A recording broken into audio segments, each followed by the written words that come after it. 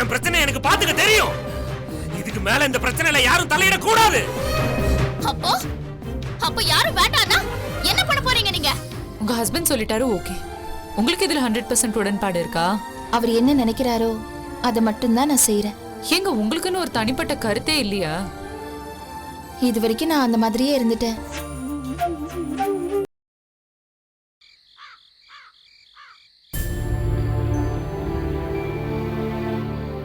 அப்புறம் என்ன முடிவு எடுத்திருக்கீங்க?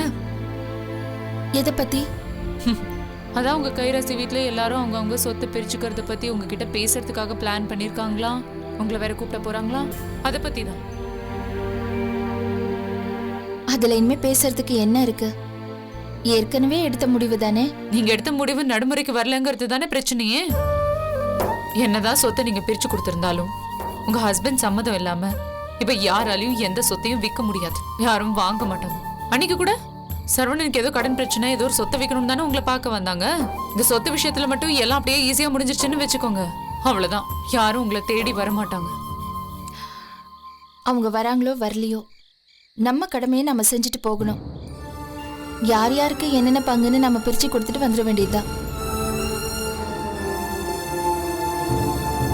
உங்க பங்கு அதான் வேண்டான்னு என் வீட்டுக்காரர் சொல்லிட்டாரே. அந்த முடிவுல இன்னும் ஸ்ட்ராங்கா இருக்கீங்களா? உங்க ஹஸ்பண்ட் சொல்லிட்டாரு, ஓகே. உங்களுக்கு இதுல 100% உடன்பாடு இருக்கா? அவர் என்ன நினைக்கிறாரோ அதை மட்டும்தான் நான் செய்யறேன். ஏங்க உங்களுக்குன்னு ஒரு தனிப்பட்ட கருத்தே இல்லையா?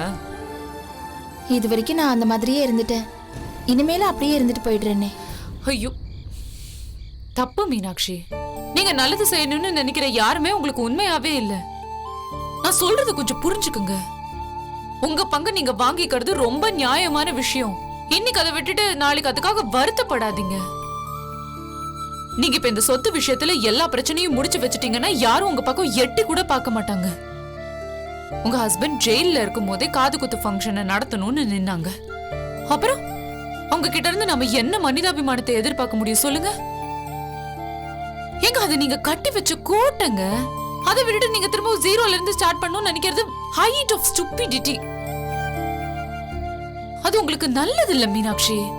தயவு செஞ்சு அதை யோசிங்க. அப்புறம் இன்னொரு முக்கியமான விஷயம், உங்ககிட்ட இருக்கிற அந்த வைஜெயந்தியோட குழந்தை அதை லீகலா அடாப்ட் பண்ணிக்கோங்கன்னு அன்னைக்கே சொல்லிட்டேன். சீக்கிரம் அதை செய்யுங்க. அதுக்கு லீகலா என்னென்ன சப்போர்ட் தேவையோ நிச்சயமா அதை நான் செய்யறேன். சீக்கிரமா எல்லா விஷயத்திலயும் ஒரு நல்ல முடிவா எடுங்க. சரி பானு.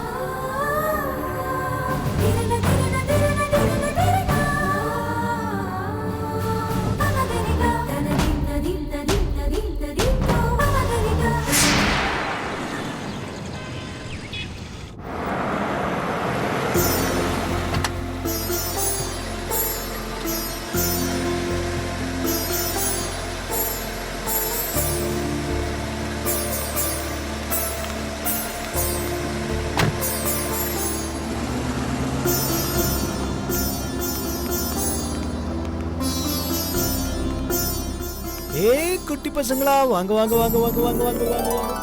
வாடகடா வாடகடா. பேக் கட்டி மெது, பேக் கட்டி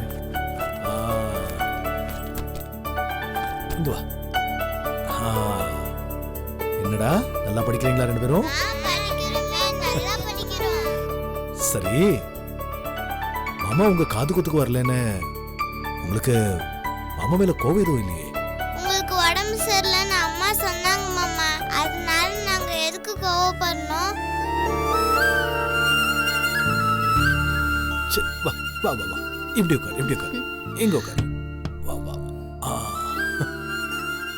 அம்மா, காது குத்துற ஃபங்க்ஷன்ல சண்முக மாமா இருந்தாங்க, ராஜேந்திர மாமா இருந்தாங்க, சரவண மாமா இருந்தாங்க. அப்படியே அவங்க மடியில நீங்க உட்காராம மீனாட்சி அத்தை மடியில உட்காந்து காது குத்திக்கிட்டீங்க? அத்தை தானே எங்களுக்கு எல்லா வேலையும் செய்றாங்க, அதனால அவங்க மடியில உட்காந்து நாங்க காது குத்திக்கிட்டோம். அப்படி இல்லம்மா, பிள்ளைங்கள்லாம் மாமா மடியில உட்காந்து காது குத்திக்கிறது தான் நம்ம வழக்கம். அதெல்லாம் எங்களுக்கு தெரியாது மாமா.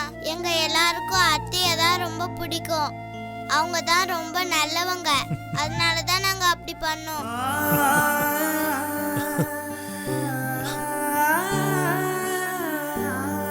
ஏன் மாமா, நாங்க செஞ்சது தப்பா? இல்லடா கண்ணா, நீங்க செஞ்சதுதான் ரொம்ப சரி. சரி நீங்க ட்ரெஸ் மாத்திட்டு வாங்க, சாப்பிடலாம். போயிட்டு வாங்க. சரி அத்தை. போ.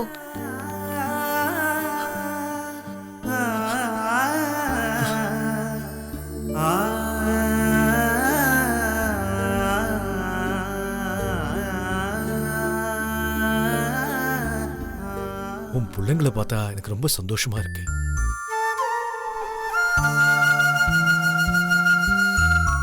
உன் புருஷன் அவங்கள சரியா வளர்க்கலையோ சரியா பார்க்கலையோன்னு எத்தனை நாளா எனக்கும் மீனாட்சிக்கும் ஒரு பெரிய குறை இருந்துச்சு. ஆனா இன்னைக்கு உன் பிள்ளைங்க பேசுறத கேட்கும்போது ரொம்ப சந்தோஷமா இருக்குமா.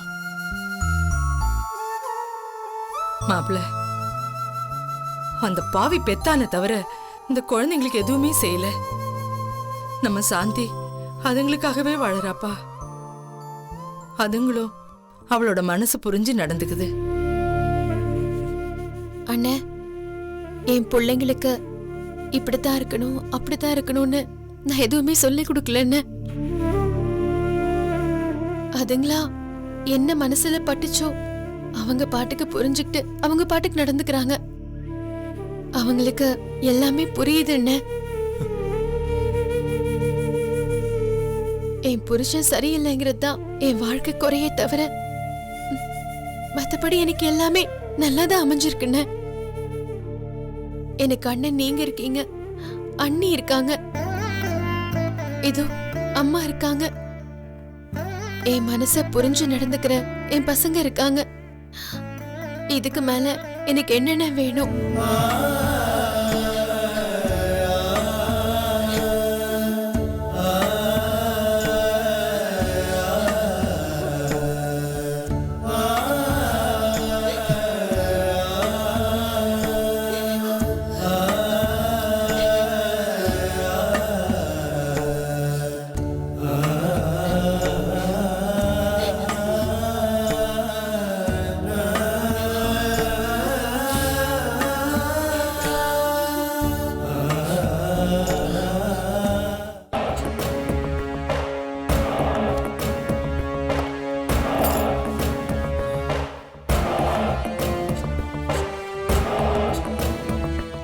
என்னங்க என்னங்க, ஏன் ஒரு மாதிரியா இருக்கீங்க? சூடா காஃபி கொண்டு வரட்டா? வேணாம். ஏங்க? எல்லாத்துக்கும் உனக்கு விளக்கம் சொல்லிட்டே இருக்குமா? என்னங்க ஏங்க இப்படி கத்துறீங்க? என்னதான் பிரச்சனை உங்களுக்கு? ஏய், உனக்கு என்னடி நிம்மதியா உட்காந்துக்கிட்டு வேலை வலி கொட்டிக்கிட்டு சண்டை கிடைக்குமான்னு அலையிற? என் இடத்துல இருந்து பார்த்தாதான் உனக்கு புரியும். என்னங்க இப்ப என்ன ஆச்சு? எதுக்கு தேவையில்லாம என் மேல பாயறீங்க? சரி சரி, இங்க பாருங்க, கடன்காரங்க யாராவது பிரச்சனை பண்ணாங்களா? இன்னும் 2 நாள் தான் டைம் கொடுத்திருக்கான். இந்த தடவை இதுதான் கடைசியா இருக்கணும்னு மிரட்டிட்டு போயிருக்கான். அதுவும் இந்த தடவை நராஷாவோட அப்பா தான் டைம் வாங்கி கொடுத்திருக்காரு. இல்லாட்டி 4 நாளைக்கு முன்னாடியே என் கதையை முடிச்சிருப்பான். இங்க பாருங்க, யார சொன்னீங்க? நட்டாஷா அப்பாவா? நீங்க எப்ப போய் அவரை பாத்தீங்க? எதுக்காக அவரை வச்சு அங்க போய் டைம் கேட்டீங்க? ஓ, இன்னும் நீங்க அவ கூட தான் சுத்திட்டு இருக்கீங்கல்ல? அட பாவி, என்கிட்ட அன்னைக்கு அவ்வளவு நடிச்சியாடா? இப்ப என்னமோ அவங்க அம்மாவை கூட்டிட்டு போய் டைம் ஆயிட்டு வந்திருக்க? நீ எல்லாம் ஒரு மனுஷனையா? வாயை மூடு. அன்னைக்கு என்னமோ உங்க அண்ணனுங்க எல்லாம் பறிச்சு கட்டிட்டு போய் சண்டை போட்டு 10 நாள் கடனை திருப்பி தந்துறோம்னு சொன்னாங்க. அவங்க கிட்ட போய் கேட்க வேண்டியதானயா? அத விட்டுட்டு அந்த வீட்டுக்கு போய் அந்த ஆள்கிட்ட பிச்சை எடுத்துட்டு வந்து நிக்கிறியே. அவங்க வீட்டுக்கு நானா போல. 2 நாளைக்கு முன்னாடி ரோட்ல வச்சு கடன்காரன் என்ன அடிச்சான். அப்ப இந்த ஆளு வர வழியில பார்த்து இந்த ஆளு பேசி டைம் வாங்கி கொடுத்திருக்கான். வீட்டுக்கு வா தம்பி, நான் காசு தரேன்னு சொல்லியிருக்காரு. வாங்கிக்க அந்த காசை. என்ன சொன்ன? என்னைய சொன்ன? காசை வாங்கிடுவியா? என்ன மிரட்டுறியா நீ என்ன? இங்க பாரு, உனக்கு பிசினஸ் பண்ண துப்பு கிடையாது. 50 லட்சம் ரூபாய் கடன் வாங்கிட்டு அவங்க கிட்ட போய் காசு வாங்க போறேன்னு என்கிட்ட டிராமா பண்ணிட்டு இருக்கியா நீ? என்னடி என்ன பண்ண சொல்ற இப்போ? எனக்கு 50 லட்சம் ரூபாய் பணம் இப்ப தேவை. அவன் குடுக்கறேன்னு சொல்லியிருக்கான். அப்போ அவங்க கிட்ட போய் காசு வாங்குறதுன்னு முடிவு பண்ணிட்டியா? இங்க பாரு, உனக்கெல்லாம் வெக்கம் மானம் சூடு சண்டைன்னு எதுவுமே கிடையாதாயா? அது கேட்டுக்கிட்டு உன்னோட அப்பா காசு தரேன்னு சொன்னா நீ அப்படியே கை நீட்டி வாங்க போறியா? நீ எல்லாம் இந்த பொழப்பு பொழைக்கிறதுக்கு தூக்கு போட்டு சாகலாயா? என்னடி சொன்ன? என்ன சொன்ன? நான் தூக்கு போட்டு சாவணுமா? நானும் பார்த்தா உண்மையை சொன்னா உனக்கு கோவம் வருதா? நீ எல்லாம் பொம்பளையா பிறந்ததா பணத்துக்காக என்ன வேணாலும் செஞ்சிருக்க.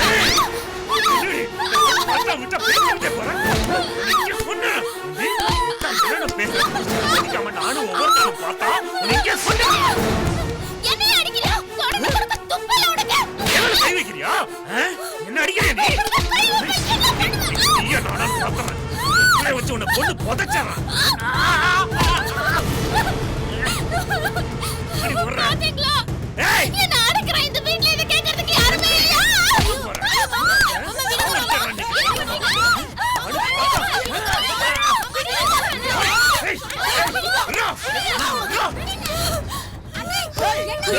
நீங்க அப்படி சண்டை போடுறீங்க? என்ன பண்ணாவ அப்படி? அவ பேசுற பேச்சுக்கு ஐயோ அண்ணா உனக்கு என்ன ஆச்சு? ஏன் பண்ணிட்டு இருக்க? மாறுங்க. கடன்காரன் இன்னும் 10 நாள்ல கடனை கொடுக்கணும்னு சொல்லி எவ்வளவு நாள் ஆச்சு இன்னைக்கு? டேய் அதான் அண்ணிகிட்ட சொல்லியாச்சுடா. அண்ணன் வந்துட்டார்ல ஒரு வார்த்தை சொன்னா கொடுக்க போறாரு. ஏய் இந்த கதையெல்லாம் நான் கேட்டுக்கிட்டு இருப்பேன். கடன்காரன் கேட்டுட்டு இருப்பானா? என்னடா 4 நாளைக்கு முன்னாடி என்ன ரோட்ல வச்சு அடிச்சிட்டாங்க. என்னடா சொல்ற? இப்ப கூட எனக்கு ஃபோன் பண்ணி வார்னிங் கொடுக்கறாங்க. என்ன சொல்ற? என்னதான்டா சொல்லிட்டு இருக்க? ஆமா இதுக்கு மேல அவங்க வரணும் இவங்க வரணும்னு என்னால வெயிட் பண்ணிட்டு இருக்க முடியாது. எனக்கு இப்போதைக்கு பணம் கட்டுறதுக்கு ஒரு வழி கிடைச்சிருக்கு. என்னடா வழி? என்ன வழி? சொல்லி தோடா என்ன வழி? அவர் கள்ளக்காதல் இருக்கால? அவ அம்மா கிட்ட போய் பணம் கேட்டுட்டு பிச்சைக்கார மாதிரி அவன் குடுக்கறேன்னு சொல்லிருக்கான் பணத்தை. என்ன ஏதுன்னு கேட்டதுக்கு என்ன இப்படி போட்டு அடிக்கிறாரு? வாழ்க்கைய உன்னால தான் பேச்சு. உன்னை கொண்டு போட்டு அப்பவே. சரவணா தப்பு பண்ணிட்டு இருக்கடா. தப்பு பண்ணாத. சொன்னா கேளு. தப்பு பண்ணிக்கிட்டே இருக்க. இங்க வா.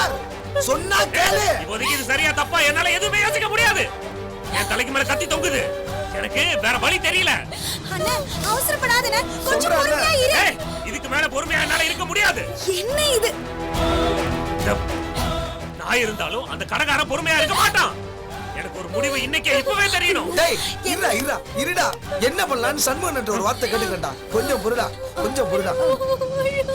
அண்ணா கொஞ்சம் பொறுமையா இருண்ணே.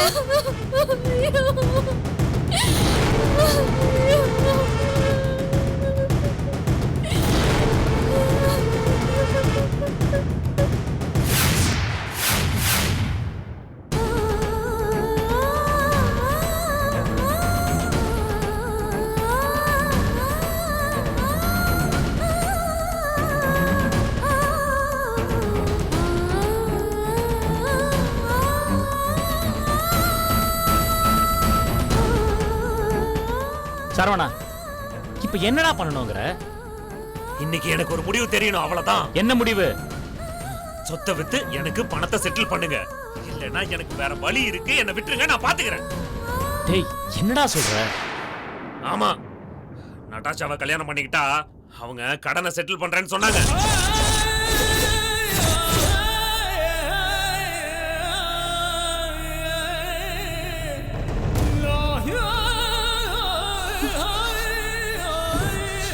என்ன விட்டுருங்க. நான் என் வழியை பார்த்துட்டு போயிட்டே இருக்கேன். அதுக்கப்புறம் குடும்பத்தோட கௌரவம் போச்சு அப்படின்னா என்னால ஒண்ணும் பண்ண முடியாது. ஐயோ என்ன சொன்ன? இருடா சொன்ன. அவளை கல்யாணம் பண்ணிக்க போறியா? நீ வாழ்க்கையை நாசம் பண்ண பார்க்கறியா? நீ என்ன கேட்க நினைச்சியாடா? இரு அண்ணி. சும்மா மாட்டேங்க பார். அக்கா மட்டும் நீ கல்யாணம் பண்ணிட்டு வந்தா உன்னோட சேர்த்து அவளையும் கொன்னுடுவேன்.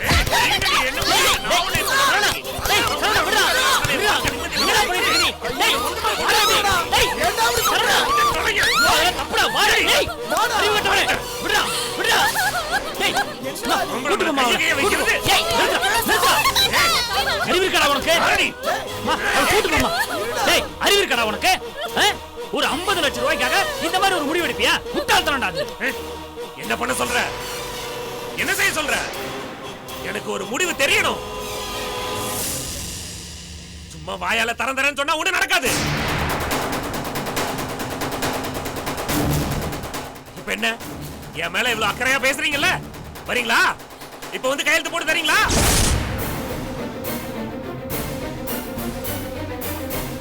நீங்க 2 பேரும் கையெழுத்து போட்டு கொடுத்தாலே பாதி பிரச்சனை தீந்துரும். அந்த பாட்டிக்கிட்ட 50 லட்சம் ரூபாய் அட்வான்ஸ் வாங்கி நான் கொடுத்துருவேன். வரீங்களா? வரியா? வரங்க. வந்து இப்ப கையெழுத்து போட்டாங்க.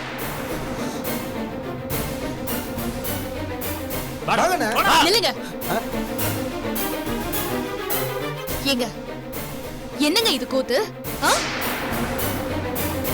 தலைவலிக்கு மாத்திரை போட்டுக்கலாம். இவர் ஆபரேஷனே பண்ணணும்ங்கறாரு. இங்க பாருங்க, இவங்க பேச்செல்லாம் கேட்டுட்டு கையெழுத்து போடுறேன்னு சொல்லிட்டு போனீங்க. அவ்வளவுதான் சொல்லிட்டேன். நல்லா இருக்காது அப்புறமா. அக்கா என்னக்கா இப்படி பேசுறீங்க? அந்த கடன்காரனுக்கு நம்ம சொந்த வித்து காசு கொடுக்கலன்னா என் வாழ்க்கையே நாசமா போயிடும்க்கா. அது புரியாம நீங்க இப்படி பேசிட்டு இருக்கீங்களே. நான் உங்களுக்கு எத்தனையோ விஷயத்துல சப்போர்ட்டா இருந்திருக்கேன்க்கா. இப்போ என் வாழ்க்கைக்கு பிரச்சனை வந்திருக்குக்கா. இப்போ போய் இப்படி எல்லாம் பேசுறீங்களே. வேண்டாம்க்கா, வேண்டாம். இதெல்லாம் புரியுதா ஆனந்தி? இப்போ கொஞ்சம் பிராக்டிகலா பேசணும். நீயும் நானும் ஒட்டி பிறந்த அக்கா தங்கச்சியா? 2 பேரும் ஒருத்தருக்கு ஒருத்தர் உயிரை கொடுக்கறதுக்கு இந்த வீட்டுக்கு நானும் மருமக, நீயும் மருமக. ஏதோ அப்பப்ப சூழ்நிலைக்கு ஒருத்தருக்கு ஒருத்தர் சப்போர்ட் பண்ணிக்கிட்டோம். ஆனா அதுக்காக எல்லாத்தையும் விட்டு கொடுக்க சொன்னா எப்படி முடியும்? அக்கா அக்கா இப்ப என்ன சொல்ல வரீங்க? எனக்கு இந்த சொத்து விக்க உரிமை இல்லைன்னு சொல்ல வரீங்களா? ஏமா அது எப்படி? முதல்ல யாருக்கு என்ன பங்குன்னு தெரியணும்ல. அப்பதான் யாரு எந்த சொத்தை விற்க முடியுங்கிறது தெரியும். என்னக்கா இப்போ எங்களுக்கு ஏதோ ஒரு அவசரங்கிறதுனாலதான் இதெல்லாம் கேக்குறோம். இப்ப இப்படி எல்லாம் பேசினா எப்படிக்கா? இதெல்லாம் நல்லவா இருக்கு? அடேங்கப்பா, நல்லது கெட்டது பத்தி நீ சொல்லி தரியா?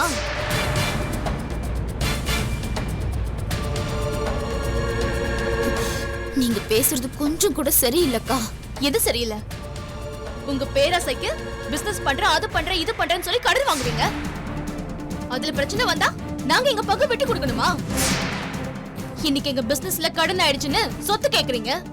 நாளைக்கு இதோ வச்சிருக்காரே அவளுக்கு செட்டில் பண்ணணும்னு கேப்பீங்க. நீங்க எல்லாம் சுகமா எல்லார் கூடயும் கூத்தடிச்சிட்டு இருப்பீங்க. அதுக்கு நாங்க சொத்து கொடுக்கணுமா? வெக்கமா?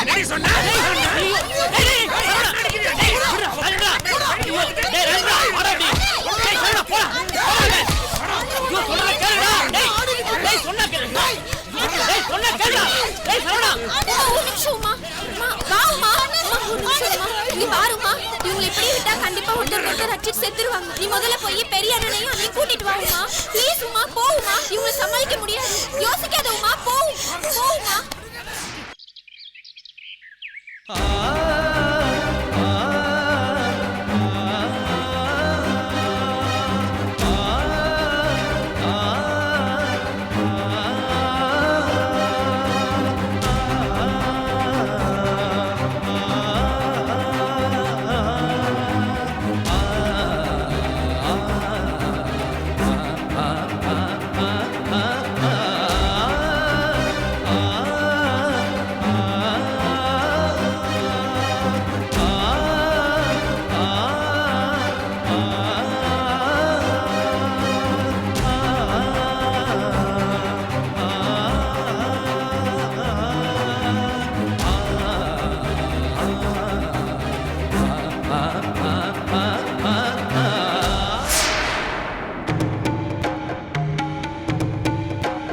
என்னாச்சு உமா? அண்ணா என்ன சொன்னாரு? அண்ணி வராங்களா? உமா உன்னதான் கேக்குறேன், என்ன சொன்னாங்க? அங்க போய் எல்லாத்தையும் சொன்னேன்னு அந்த இந்திராணி ரொம்ப மோசமா பேச ஆரம்பிச்சிட்டாங்க. என் பொண்ணையும் மாப்பிளையும் அங்கிருந்து விரட்டி விட்டுட்டீங்கல்ல, இப்ப எந்த மூஞ்சி வச்சுட்டு இங்க வந்து கூப்பிடுறீங்கன்னு ரொம்ப மோசமா பேசிட்டாங்கன்னு. அதான் மாப்பிள்ளை எல்லாத்தையும் எழுதி கொடுத்துட்டு வந்துட்டாங்கல்ல, இன்னும் எதுக்கு அவங்க உயிரை எடுக்கிறீங்கன்னு. அவங்க எங்கேயும் வரமாட்டாங்க, உங்களால முடிஞ்சதை பாத்துக்கோங்கன்னு என்ன வெளியே அனுப்பிச்சு விட்டுட்டாங்கன்னு. அண்ணன் என்ன சொன்னாரு? அவர் எதுவும் சொல்லவே இல்லைன்னு. அந்த அம்மா, அண்ணன், அண்ணி அங்க யாரையுமே பேச விடல. அவங்க கத்தி ஆர்ப்பாட்டம் பண்ணி வெளியே அனுப்பிச்சிட்டாங்கன்னு. எனக்கு யாரும் வேண்டாம். என் பிரச்சனை எனக்கு பாத்துக்க தெரியும். இதுக்கு மேல இந்த பிரச்சனையில யாரும் தலையிட கூடாது. அப்போ யாரும் வேண்டாம்னா என்ன பண்ண போறீங்க நீங்க? அந்த நட்டாஷாவோட அப்பா கிட்ட பணத்தை வாங்கிட்டு அவ கூடவே போய் செட்டில் ஆக போறீங்களா? நீங்க பாருங்க, நான் விட மாட்டேன். அவ கூட நீங்க சேர்ந்து வாழ நான் விட மாட்டேன். என் வாழ்க்கைக்கு நீங்க பதில் சொல்லி ஆகணும். நான் விட மாட்டேன் அவ கூட. ஆனந்தி, விட மாட்டேன். ஆனந்தி, என்னம்மா, என்ன பிரச்சனை? ஐயோ ஐயா, ஒரு பிரச்சனையும் இல்லைங்க. பிரச்சனை எல்லாம் ஒண்ணு இல்லைங்க, பேசிக்கலாங்க, கவலைப்படாதீங்க. என்னங்க என்ன பேசுறீங்க? உங்க தம்பியோட யோகியத்தை பத்தி அவருக்கு தெரியாத நினைச்சிட்டு இருக்கீங்களா? அப்பா, அப்பா, அந்த கடன்காரங்க கிட்ட வாங்கின பணத்தை திருப்பி கொடுக்கறதுக்காக இவரோட கள்ள காதல் இருக்காளே நட்டாஷா, அப்பா அவ அப்பா தூக்கி கொடுப்பானா பணத்தை. அதுவும் சும்மா இல்லப்பா, பொண்ணோட சேர்ந்து வாழ்ந்தாலும் அந்த பணத்தை கொடுப்பானா. இந்த மனுஷன் வெக்க இல்லாதவப்பா, என்கிட்ட வந்து சொல்றான்ப்பா. அப்பா, அந்த பணத்தை வாங்கி அந்த 50 லட்சம் ரூபாய் கடனை அடைக்க போறானாப்பா இந்த ஆளு. எங்க அந்த பெரிய மனுஷனுங்க ஒருத்தர் எனக்கு உதவி பண்ண வர மாட்டேங்கிறாங்க.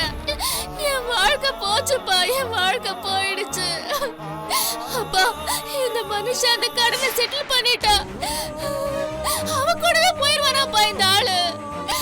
எனக்கு யாருப்பா இருக்கா? எனக்கு யாருமே இல்லப்பா. எனக்கு யாருமே இல்ல. எனக்கு யாருமே இல்ல.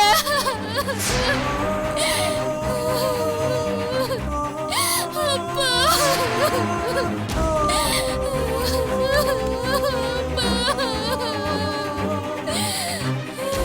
டேய், நீ எல்லாம் ஒரு ஆம்பளையாடா?